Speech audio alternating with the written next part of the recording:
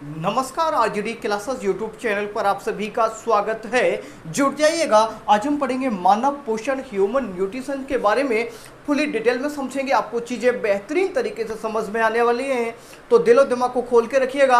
आपको चीज़ें यहीं पर देखते ही याद हो जाएंगी। चलिए शुरू करते हैं। और इससे पहले आपने अगर अभी तक क्लास को शेयर नहीं किया तो क्लास को अपने दोस्तों तक शेयर कर दीजिएगा, जिससे वो भी इस क्लास का फ़ायदा उठा पाए। देखिएगा, सबसे पहला क्वेश्चन यही बनता है कि सर पोषण होता क्या है, पोषण क्या होता है, पोषण किसे कहते हैं, ये पहला क्वेश्चन है। तो जानिएगा। देखिएगा, आप जो कुछ भी खाते हैं, क्या आप भोजन के रूप में बाहर से जो कुछ भी खाते हैं और वो हमारे शरीर के लिए ऊर्जा देता है। क्या, दोबारा सुनिए, आप जो कुछ भी बाहर से खाते हैं और वो हमारे लिए ऊर्जा देता है, उन सभी पोषक तत्वों को हम पोषण के नाम से जानते हैं। क्लियर हुआ कि नहीं हुआ?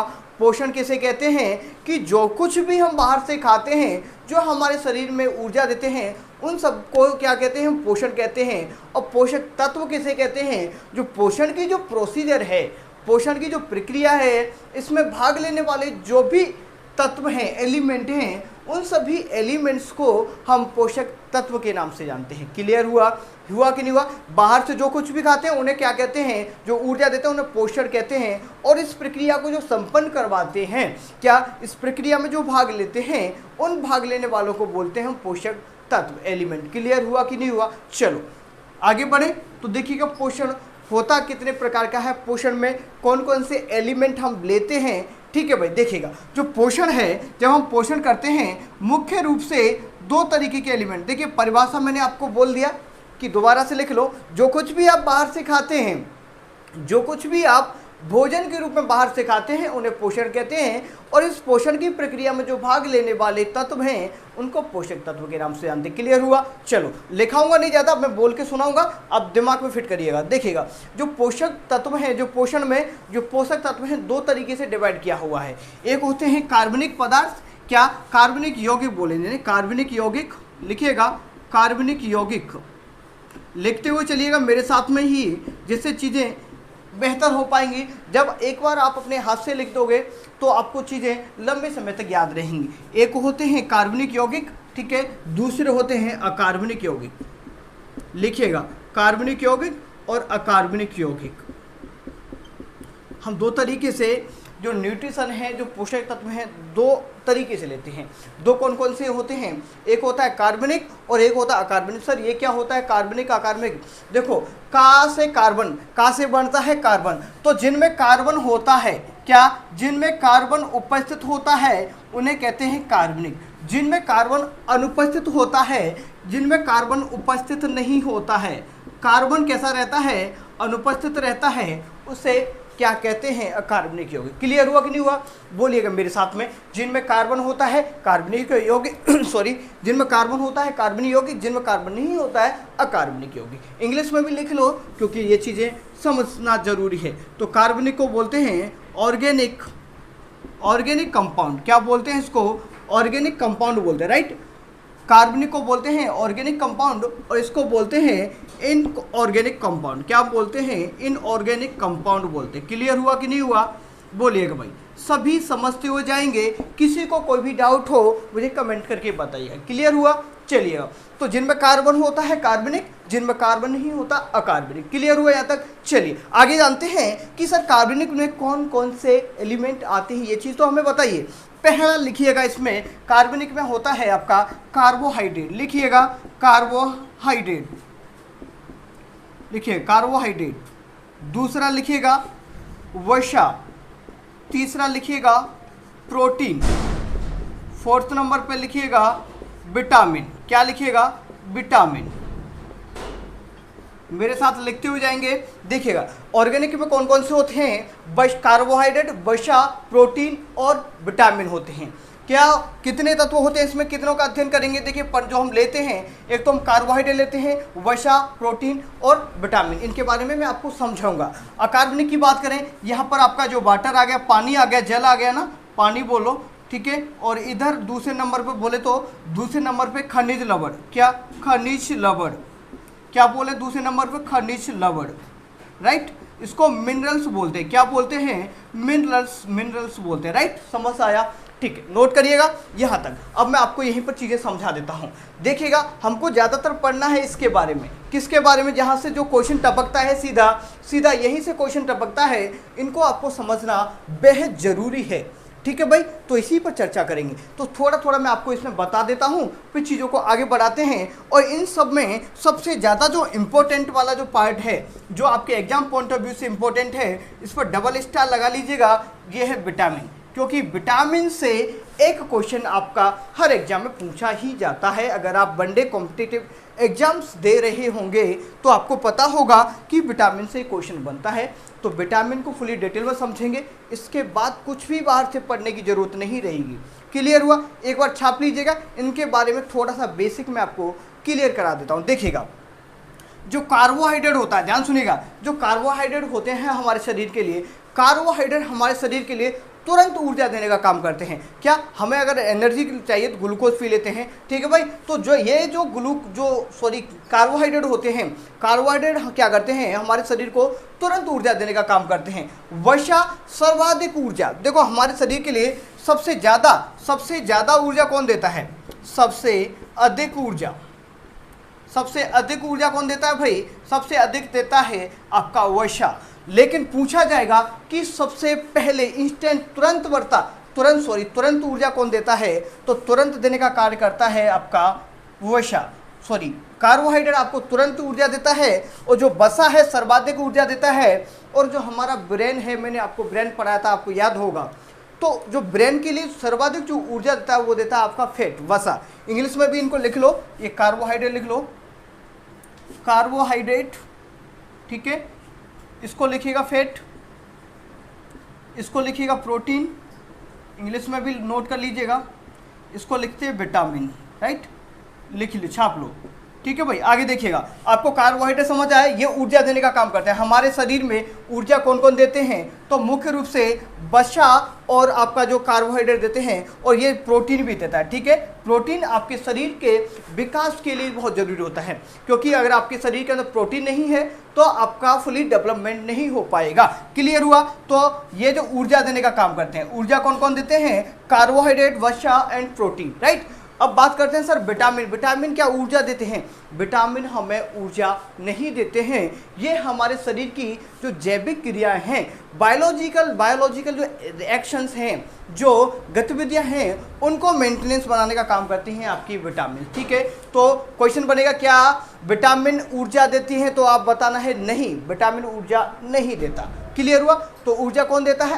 कार्बोहाइड्रेट देता है, वसा देता है, और प्रोटीन ऊर्जा देने का काम करता है। यहाँ तक चीज़ें समझ आया? बोलिएगा। क्लियर हुआ? आगे बढ़ते हैं, चीज़ों को समझते हुए जाना है भाई, ठीक है? चलो आगे बढ़े, नोट करना है तो नोट कर लीजिएगा, आगे चीज़ों को मैं रखता हूँ आपके सामने, राइट? चलिए देखिएगा आगे की चीज़ों को किस तरीके से रख रहा हूँ आपके सामने, समझते हुए चलेंगे भाई।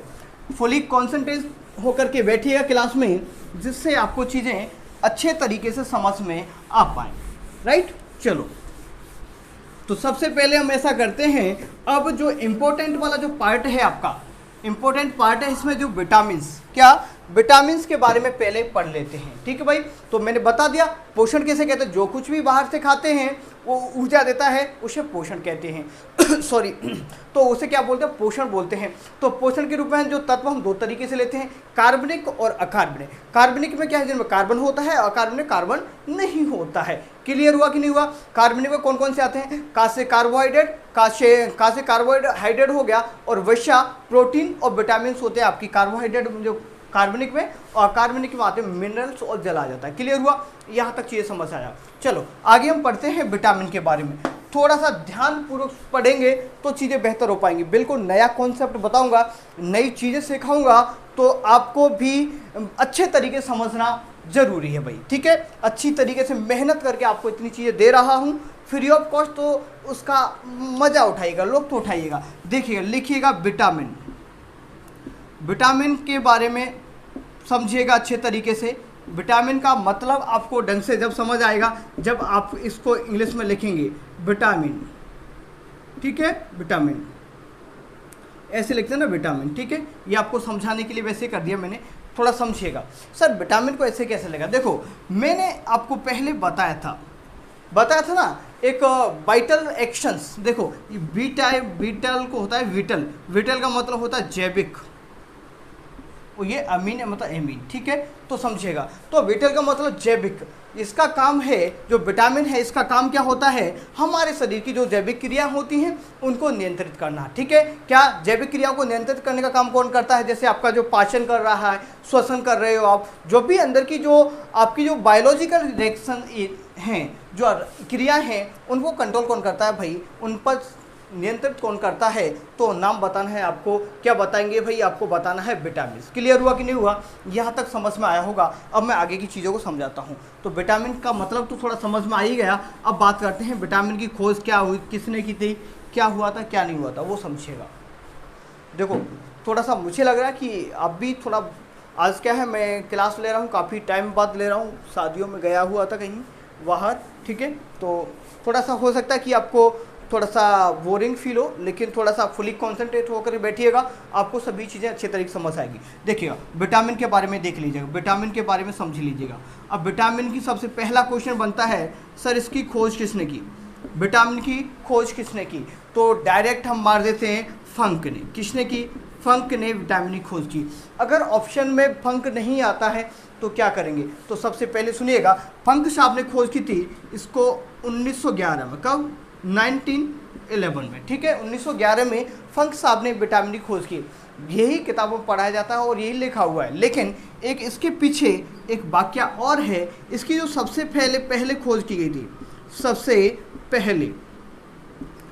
पहले खोज की गई थी, तो वो हुई थी इसकी 1881 में लूनिन नामक वैज्ञानिक ने की थी। कब, 1881 में सर्वप्रथम विटामिन को देखा गया और पाया गया कि ये हमारे शरीर के अंदर बायोलॉजिकल जो एक्शंस होती हैं उनको मेंटेनेंस, उनको कंट्रोल बनाए रखती है, कौन, विटामिन, राइट। और ये हमारे शरीर में रोगों से भी लड़ने की शक्ति प्रोवाइड कराती है, ठीक है। अगर इनकी कमी हो जाती है हमारे शरीर में तो बीमारियां पैदा हो जाती हैं। तो समझिएगा विटामिन की सबसे पहले खोज तो की थी। अगर ऑप्शन में कहीं कहीं आपको ये लूनिन मिलता है तो आप टिक मार सकते हैं लूनिन, ठीक है। अगर ये नहीं तो आपको जो आज के टाइम पे जो ट्रेंड चला हुआ है फंक मिलता है, तो नॉर्मली आपको फंक बता देना है।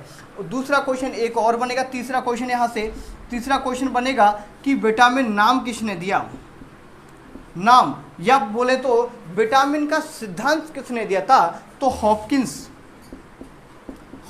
नामक जो वैज्ञानिक थे, इन्होंने विटामिन का सिद्धांत दिया था या नाम दिया था। क्लियर हुआ कि नहीं हुआ, यहाँ तक चीज़ें देखो। क्वेश्चन सीधा टपकता है कि विटामिन की खोज किसने की, तो अगर आपको लूनिन मिलेगा तो लूनिन आपको वहाँ पर लगाना है, नहीं तो आपको फंक मिलेगा 1911 में। और जो फंक ने, जो हॉपकिंस आए थे 1912 में। कब, 1912 में इन्होंने नाम दे दिया था। समझ आया, चलो आगे बढ़े कि भाई चलो समझ आया ना भाई। तो विटामिन के बारे में यहाँ तक चीज़ें आपको समझ में आ गया होगा। एक बार दोबारा बोलिएगा मेरे साथ।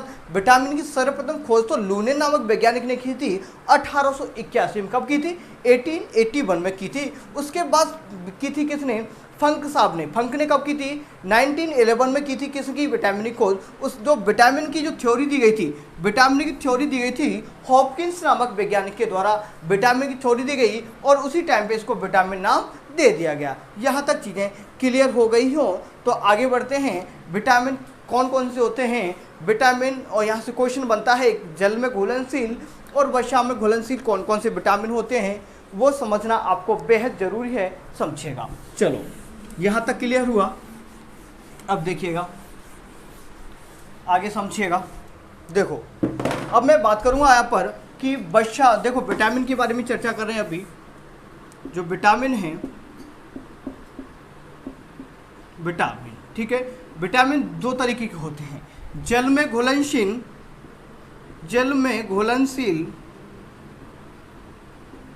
घुलनशील, दूसरा बताना है आपको वसा में घुलनशील।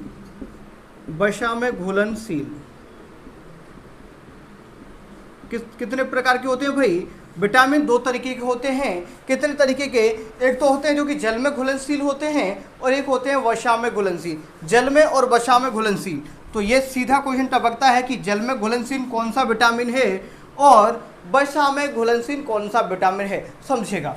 तो जल में घुलनशील कौन कौन से हैं, बी और सी, लिखिएगा बी और सी एक ऐसे विटामिन हैं जो कि किस में घुलनशील है सॉरी, जल में घुलनशील विटामिन बताना है आपको बी सी, और आपको पूछा जाएगा कि वसा में घुलनशील कौन से हैं, ए डी ई के, ए डी ई के। इसको ट्रिक से याद करें तो ट्रिक है यहाँ इसका बना लेते हैं के ई डी ए, कीड़ा, इसको ऐसे याद कर लेते हैं। विटामिन जो वसा में घुलनशील की बात कर रहे हैं, ट्रिक लिख लो, ऐसे कुछ भी लिख लो। ट्रिक क्या होगी यहाँ पर, वसा में घुलनशील विटामिन कौन से होते हैं, तो क्या बताना, कीड़ा, कीड़ा से मतलब के ई डी ए, के ई डी ए, ये वसा में घुलनशील विटामिन होते हैं। जल में घुलनशील विटामिन होते हैं बी और सी। कभी कभी क्या, कभी कभी इन केस आपको ऐसा भी मिल सकता है विटामिन B12, विटामिन जो B12 है ये भी वसा में घुलनशील हो जाता है कुछ मात्रा में, ठीक है, पूर्ण रूप से नहीं लेकिन पार्शियली बात करें तो जो विटामिन B12 है ये भी वसा में घुलनशील हो जाता है अकॉर्डिंग टू कंडीशन, राइट। ये चीज़ें आपको समझ में आया कि नहीं आया। डायरेक्ट क्वेश्चन टपकता है कि वसा में घुलनशील विटामिन कौन सा नहीं है, ये ऑप्शंस आपके सामने गिवन हैं तो आप बता सकते हो आसानी से। क्लियर हुआ, चलो आगे बढ़ते हैं आगे। अब विटामिन पर चर्चा करते हैं, विटामिन की बात को आगे बढ़ाते हैं। और सबसे पहले हम बात करते हैं, किसकी बात करेंगे, इधर से चलते हैं। पहले हम बात करते हैं वसा में घुलनशील विटामिन के बारे में। तो लिखिएगा वसा में घुलनशील विटामिन के बारे में, विटामिन ए से शुरुआत करेंगे। किससे शुरुआत करेंगे, हम शुरुआत करेंगे विटामिन ए से। तो लिखिएगा विटामिन ए, नोट करते हुए जाइएगा, पॉइंट नंबर ए डालिएगा, विटामिन ए, विटामिन ए डालिएगा, विटामिन ए डालिएगा। पहला क्वेश्चन क्या बनता है, देखिएगा विटामिन से सीधा सिंपल क्वेश्चन बनता है। इसमें आपको याद करना है, मैं डायग्राम से इन चीज़ों को नहीं समझा सकता, इसमें याद करना है। मैंने जब आपको जो भी सिस्टम पढ़ाए थे, हमारे शरीर के जितने भी ऑर्गन पढ़ाए थे, मैंने आपको बोर्ड पर ही याद करवा दिया था। अगर आपने पिछली क्लासेस नहीं देखी है तो digestive system, respiratory system, excretory system, heart, आपका सभी के सभी टॉपिक मैंने बेहद तरीके से आपको फुली बोर्ड पर ही समझा दिए थे कि देखते देखते आपको याद हो जाएंगे। उन सिस्टम को, उन वाली क्लास को देखो। आप शायद हो सकता है इस क्लास में आप बोरिंग फील करो, क्योंकि देखिएगा इसमें आपको समझाने वाली भी बात है लेकिन आपको याद करने वाली भी ज़्यादा बात है, क्योंकि याद ज़्यादा करना पड़ेगा। डायग्राम से क्या है, जब पिक्चर आपके दिमाग में बन जाता है, क्या जब आपके दिमाग में किसी चीज़ का पिक्चर बन जाता है ना, तो वो चीज़ कभी भूलते नहीं है। पता है, आपके जैसे कोई भी रिलेटिव है, चाहने वाले हैं, कोई भी रिश्तेदार हैं आपके, तो नाम लिया मोहन, तो जैसे ही आपने मोहन का नाम लिया तो आपके दिमाग में मोहन का पिक्चर बन जाता है कि मोहन उस गांव का है और ऐसा बंदा है, राइट। बनता है कि नहीं बनता, क्या जब भी हम किसी को बंदे को याद करते हैं तो उसका पिक्चर हमारे दिमाग में बन जाता है, वो कहाँ का है, कैसा है, ये सभी बन जाता, नहीं बन जाता। तो डायग्राम का ही यही फायदा होता है, जैसे ही डायग्राम से आप पढ़ोगे तो आपके दिमाग में डायग्राम बन जाएगा, तो आपको उन चीज़ों उनको रटने की जरूरत नहीं, डायग्राम खुद ब खुद चीज़ों को आपको बता देगा कि भाई इसका मतलब ये है, इसका मतलब ये है, ठीक है। डायग्राम से बहुत बड़ा फायदा में होता है, तो आप थोड़ा सा पिक्चराइज चीज़ों को बनाया करो। लेकिन ये जो टॉपिक है इसमें थोड़ा सा आपको मेहनत करने की ज़रूरत है, तो पढ़िएगा, ठीक है। तो डिजिट्स फॉर्म में चीज़ों को कम याद करिएगा, पिक्चराइज चीज़ों को बनाइएगा और मेहनत करते रहिएगा शिद्दत से और लगे रहिएगा। देखो बात करते हैं विटामिन ए। विटामिन ए का पहला क्वेश्चन बनता है कि इसका रासायनिक नाम क्या होता है। विटामिन ए को बोलते हैं रेटिनॉल। क्या बोलते हैं इसको, रेटिनॉल बोलते हैं सर। क्या बोलते हैं, रेटिनॉल बोलते हैं। इंग्लिश में भी लिखो रेटिनॉल बोलते हैं। विटामिन ए का रासायनिक नाम क्या है, लिख लो यहाँ पर रासायनिक नाम, रासायनिक नाम बोले या केमिकल नाम, ठीक है, या मिलेगा कहीं कहीं आपको केमिकल नेम, ठीक है। क्या मिलेगा, केमिकल नेम या रासायनिक नाम क्या होता है। विटामिन ए का जो केमिकल नेम है वो है रेटिनॉल। क्लियर हुआ कि नहीं हुआ। अब विटामिन ए को और किन किन नामों से जानते हैं, तो उपनाम लिखो, उपनाम लिखिएगा विटामिन ए का। इसको येलो विटामिन भी कहते हैं, इसी को येलो विटामिन भी कहते हैं इसको। दूसरा इसको एंटी इन्फेक्शन विटामिन भी कहते हैं, लिखिएगा। तो 2 क्वेश्चन लिखिएगा, 2-3 क्वेश्चन यहाँ से सीधा टपक बन जाते हैं आपके कि विटामिन ए का रासायनिक नाम या केमिकल नाम बोले तो रेटिनॉल। दूसरा, विटामिन ए को क्या बोलते हैं भाई, येलो विटामिन भी कहते हैं। विटामिन ए को ही एंटी इन्फेक्शन विटामिन के नाम से भी जानते हैं। क्या? एंटी इन्फेक्शन विटामिन के नाम से भी जानते हैं।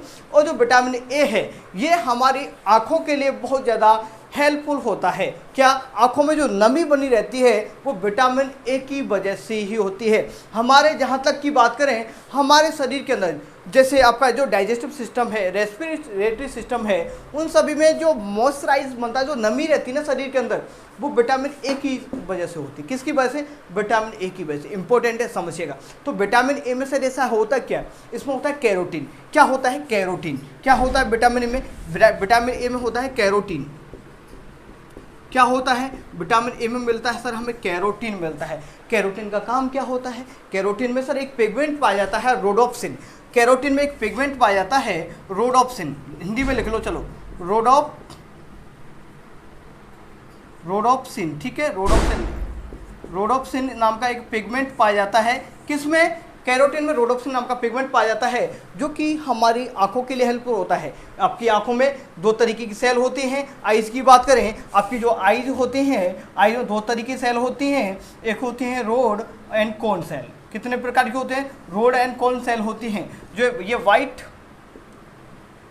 वाइट और ब्लैक जो कलर जो हमें बताती हैं वो होते हैं रोड सेल, और जो हमें विभिन्न कलर बताती हैं, ठीक है, हरा, पीला, नीला, जो भी XYZ, ठीक है, जो भी कलर हैं ये बताती हैं आपकी कौन सेल, राइट। तो समझ आया। तो आंखों के लिए हेल्पफुल होती है आपकी विटामिन ए। इसमें कौन सा पिगमेंट पाया जाता है? रोडोप्सिन। और इसमें बात करें तो क्या पाया जाता है? इसमें कैरोटीन पाया जाता है। कैरोटीन पाया जाता है। अब इसके सोर्स भी जानेंगे कि हमें अगर ये चीज़ चाहिए तो हम कहाँ से लेंगे, हम बता देंगे आज आपको। इन चीज़ों को खाइएगा, आपकी आँख खराब नहीं होगी, आपको अच्छा दिखेगा। हाँ, चश्मा लगाने की ज़रूरत नहीं पड़ेगी आपको। क्लियर हुआ? यहाँ तक चीज़ें समझ आया।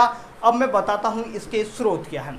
स्रोत यहीं पर लिख देते हैं, ऐसा करते हैं, यहाँ पर लिख देते हैं। स्रोत लिख लीजिएगा। क्या लिख लो? स्रोत लिख लो। तो स्रोत कहाँ से मिलता है सर?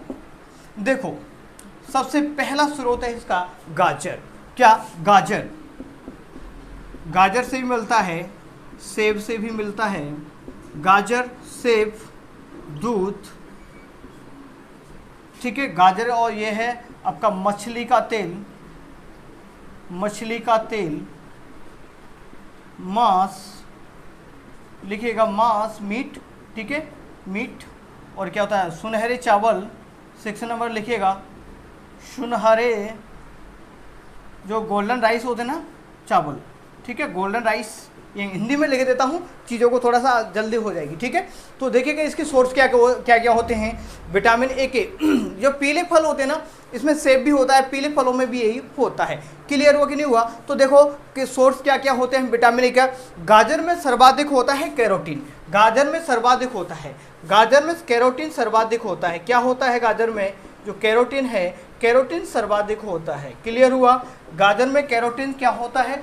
सर्वाधिक होता है। क्लियर हुआ? चलो यहाँ देखिए, गाजर, सेब, दूध तो ऐसा है इसको सभी में काम आ जाता है भाई। दूध तो सभी में काम आ जाता है। दूध तो बहुत अच्छी चीज़ है। दूध पीते हो तो समझिएगा बहुत कुछ आप खा रहे हो, पी रहे हो अच्छे तरीके से, तो दूध जरूर खाया पिया करो, ठीक है। चलो, तो ये इनके सोर्स हो गए। आपको ये विटामिन ए के बारे में पूरा समझ में आया होगा। अब इसके बारे में जानेंगे कि इससे बीमारी कौन सी हो जाती है। अगर बताया आपको ये विटामिन ए नहीं मिला, विटामिन ए अगर आपको नहीं मिला तो सर क्या होगा? क्या होगा? आंखों से कम दिखाई देगा। क्या होगा? आंखों से कम दिखाई देने लग जाएगा। Is that clear? एक बार रिवीजन करिएगा, क्विक रिवीजन कर लीजिएगा, जिससे मल्टीपल टाइम आप बोलोगे, सुनोगे तो दिमाग को मैसेज जाएंगी तो याद हो जाएगा। बोलिएगा, विटामिन ए का जो रासायनिक या केमिकल नाम होता है रेटिनॉल होता है। रेटिनॉल क्यों पढ़ा है? ये रेटिना से पढ़ा है।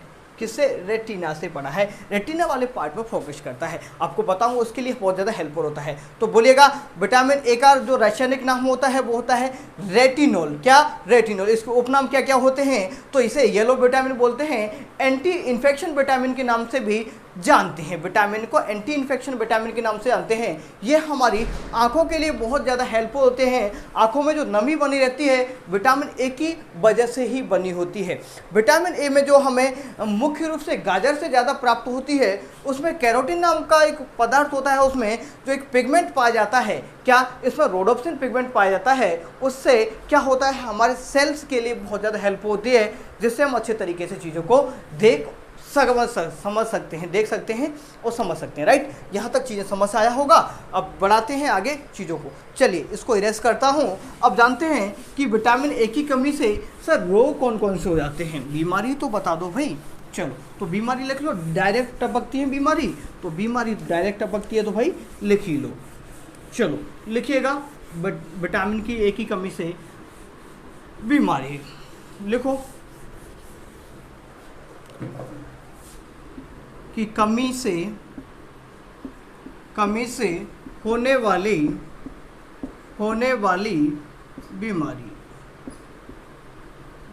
बीमारी या रोग, ठीक, कुछ भी कर लो, होने वाली बीमारियां रोग लिख लो। ठीक है, चलो कौन कौन सी बीमारियां रोग हो जाते हैं भाई बताइएगा, कौन कौन से बीमारियां रोग हो जाते हैं भाई विटामिन ए की कमी से। तो पहला लिखिएगा, बहुत बार सीधा टपकता है, रतौंधी।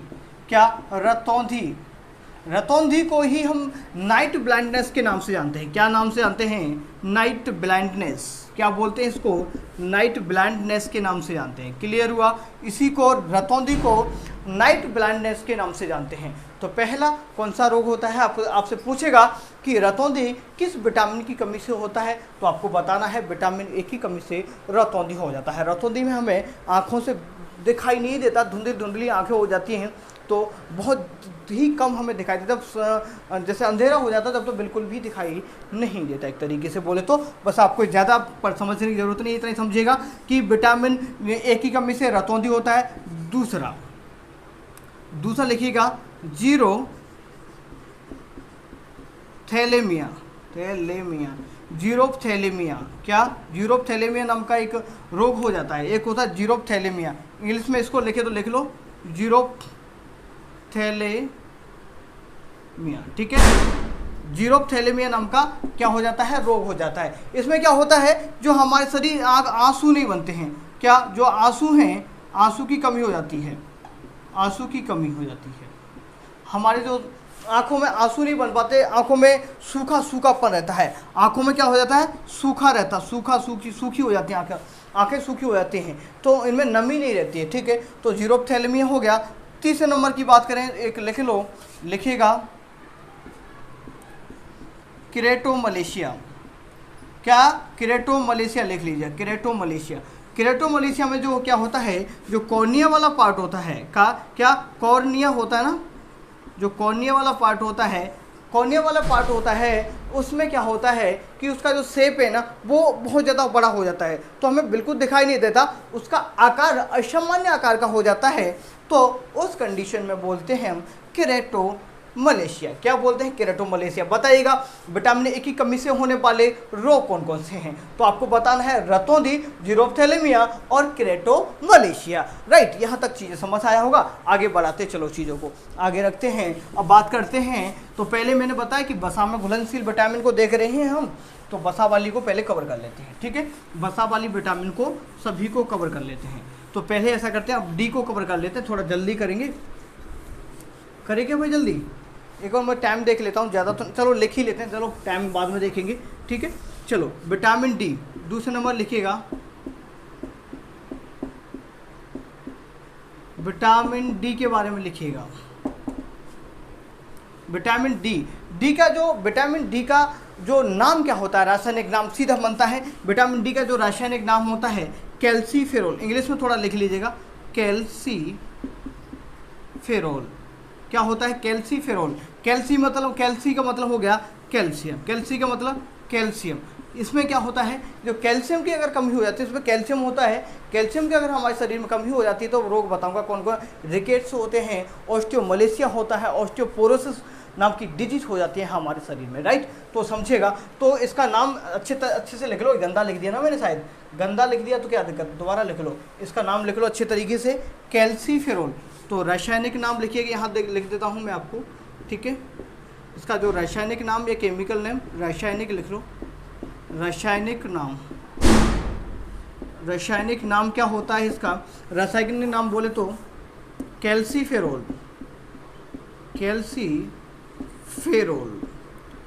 तो रासायनिक नाम क्या हुआ इसका? कैल्सीफेरोल इसका रासायनिक नाम हो जाता है। ठीक है सर, विटामिन डी हमें सर्वाधिक कहाँ से प्राप्त होता है? आपको बताना है कि विटामिन डी सर्वाधिक कहाँ से प्राप्त होता है, तो वो भी मैं आपको समझाने वाला हूँ, अच्छे तरीके से समझेगा। ठीक है भाई, अच्छे तरह समझते हुए चलेंगे तो चीज़ें बेहतर हो पाएंगी। ठीक है भाई, चलो। तो विटामिन जो डी है और समझिएगा, विटामिन डी के बाद समझिएगा। तो विटामिन डी का नाम सीधा बनता है कि कैल्सीफेरोल का नाम है, तो विटामिन डी का नाम है। और सबसे तेजी से, कोई दूसरा सबसे तेजी से बनने वाला विटामिन हमारे शरीर में सबसे तेजी से बनने वाला विटामिन है सर, ये जो विटामिन है, विटामिन डी है। विटामिन डी को एक उपनामों से और जानते हैं, विटामिन डी को और क्या बोलते हैं? इसको सनशाइन विटामिन भी बोलते हैं। क्या बोलते हैं? सनशाइन विटामिन के नाम से भी जानते हैं। क्या बोलते हैं? इसी को हम सनशाइन विटामिन का नाम भी दे देते हैं। इज दैट क्लियर हुआ? क्या विटामिन डी को ही सनशाइन नाम दे देते हैं। क्या देते हैं? सनशाइन। हिंदी में लिख लो अच्छी तरीके से, सनशाइन। तो क्वेश्चन यही बनेगा कि सनशाइन विटामिन कौन सा है? Sunshine vitamin. देखो भाई, इतनी मेहनत से अच्छे क्वेश्चन बता रहा हूँ, सीधा का सीधा ऐसे टपकते हैं। कोई नहीं पढ़ाएगा इतना डिटेल में आपको जितना मैं पढ़ा रहा हूँ। थोड़ा सा फोकस करिएगा पूरा का पूरा चीज़ों को समझने में। तो केमिकल नेम क्या बताया? कैल्सीफेरोल बता दिया। तो सबसे तेजी से जो फॉर्मेशन होता है तो वो बताना है आपको विटामिन के। ये हमारे शरीर में ही निर्मित होता है। क्या बताना है कि हमारे शरीर के अंदर कौन कौन से विटामिन बनते हैं? तो विटामिन डी और के हमारे शरीर में बनते हैं। सर शरीर में कैसे बन गए सर, बताइए। देखो, जब सूर्य का प्रकाश आता है, धूप आती है ना, तो धूप आती है उस टाइम पे सूर्य के प्रकाश की उपस्थिति में, सूर्य के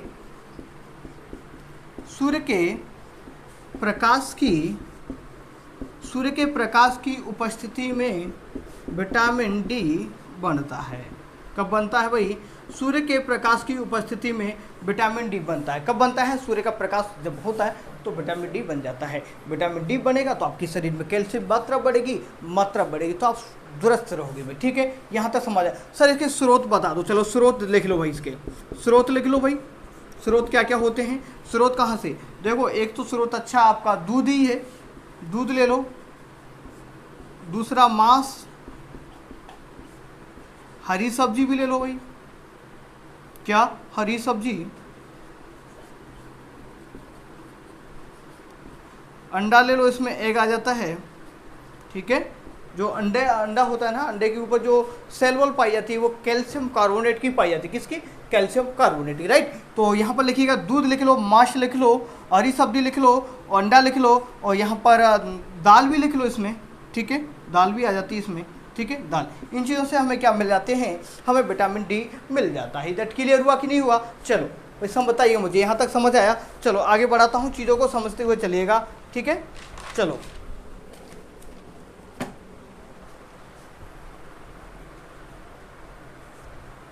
ठीक है, चलो। हाँ, विटामिन डी की कमी से होने वाले रोग को देख लो एक बार। देखो, आज काफ़ी टाइम बाद क्लास करा रहा हूँ, लगभग 10-15 दिन हो गए ना, गांव गया हुआ था। ठीक है भाई, तो भाई देखो, सभी क्लासेस को देखा करो। पिछली जो भी क्लास हो चुके हैं उन सभी क्लासेस को देखिएगा, बार बार मल्टीपल टाइम रिवीजन करिएगा, चीज़ें बेहतर हो जाएंगी। क्लियर हुआ? चलो बढ़ाते हैं चीज़ों को आगे, समझिएगा। तो विटामिन डी की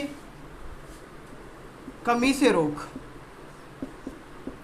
रोग कौन कौन से हो जाते हैं? लिखिए, 2-3 रोग होते हैं जो कि डायरेक्ट क्वेश्चन टपकता है। पहला रोग है रिकेट्स।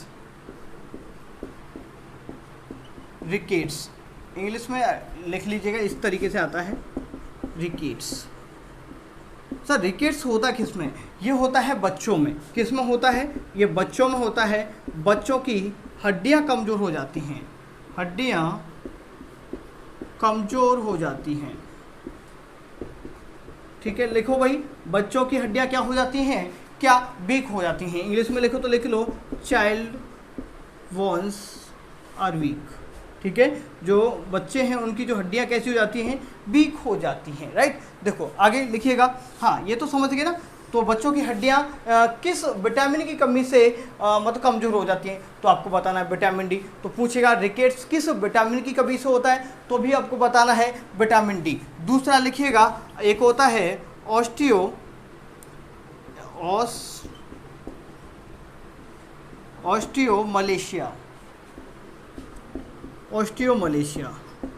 ऑस्टियोमलेशिया इंग्लिश में भी लिख लो, ऑस्टियोमलेशिया, ठीक है। ऑस्टियोमलेशिया की बात करें तो ऑस्टियोमलेशिया ये होता है वयस्कों में। क्या? वयस्क में। जो वयस्क होते हैं ना, जैसे हम जैसे आप जैसे, उनमें क्या जो हड्डियाँ वीक हो जाती है, वयस्क में हड्डियाँ कमज़ोर हो जाती हैं, हड्डियाँ कमज़ोर हो जाती हैं, ठीक है, हो जाती हैं, ठीक है। तो क्या हुआ कि जो वयस्क होते हैं उनमें हड्डियाँ कमज़ोर किस रोग की वजह से हो जाती हैं? ऑस्टियोमलेशिया की। थर्ड नंबर लिखिएगा, यहाँ पर लिखिएगा, थर्ड नंबर पे लिखिएगा ऑस्टियोपोरोसिस लिखिएगा। क्या? ऑस्टियोपोरोसिस। तो इंग्लिश में लिखो ऑस्टियोपोरोसिस,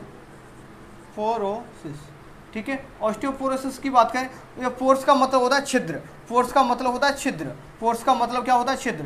तो हड्डियों में इसमें क्या होता है? हड्डियों में छिद्र बन जाते हैं, हड्डियों में छिद्र बन जाते हैं। क्या बन जाते हैं?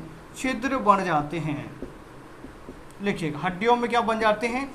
छिद्र बन जाते हैं। तो समझिएगा विटामिन डी की कमी से होने वाले रोग रिकेट्स, ऑस्टियोमलेशिया, ऑस्टियोपोरोसिस, 3 हो जाते हैं। क्लियर हुआ कि नहीं हुआ भाई? सभी को समझ आया कि नहीं आया? बोलेगा रिकेट्स हुआ, ऑस्टियोमलेशिया हुआ, ऑस्टियोपोरोसिस हुआ। यहाँ तक ऐसा करते हैं, क्लास को यहीं रखते हैं। थोड़ा सा मुझे आज जाना भी है बाहर कहीं, तो भाई देखिए कल क्लास में आगे कंटिन्यू करूँगा। पहले जो विटामिन्स हैं सबको कल हम कवर करेंगे, सभी विटामिन्स को। तो विटामिन्स जो बी है, बी कॉम्प्लेक्स है जो कि बहुत बड़ा है, तो उसको डिटेली पढ़ेंगे तो थोड़ा समय लगेगा। कल की क्लास हम बड़ी करेंगे, लगभग 1 घंटे से ज़्यादा की क्लास ही होगी आपकी, 1.5 घंटे ही कर लेंगे, ठीक है। तो समझिएगा, पूरा का पूरा नोट करते हो जाइएगा, क्लास को शेयर भी कर दीजिएगा, ठीक है। क्लास अच्छा लगा हो तो दोस्तों को बताइएगा, ज़्यादा से ज़्यादा लोगों तक इस चीज़ को फैलाइएगा, ठीक है। धन्यवाद। स्वस्थ रहो, व्यस्त रहो। और भाई हाँ, कोरोना चल रहा है, कोरोना बहुत ही तेज़ी से फैल रहा है। आप सभी के लिए गाइडलाइन है, थोड़ा सा सुनिएगा। कोरोना बहुत तेज़ी से फैला है, तो थोड़ा सा अपना बचाव करिएगा, अपने घर में सुरक्षित रहिएगा। बार बार आप हाथों को धोइएगा भाई, ठीक है। और कहीं भी बाहर जाते हो तो सैनिटाइज वगैरह करिएगा। थोड़ा सा अपना हेल्थ का, अपने परिवार का, अपने भाई बंधुओं का भी ख्याल रखिएगा भाई, ठीक है। स्वस्थ रहो, व्यस्त रहो, मस्त रहो और घर में पढ़ते रहो, ठीक है भाई, घर में पढ़िएगा। धन्यवाद आप सभी के लिए। क्लास अच्छा लगा हो तो लाइक, कमेंट, शेयर भी कर सकते हैं। धन्यवाद।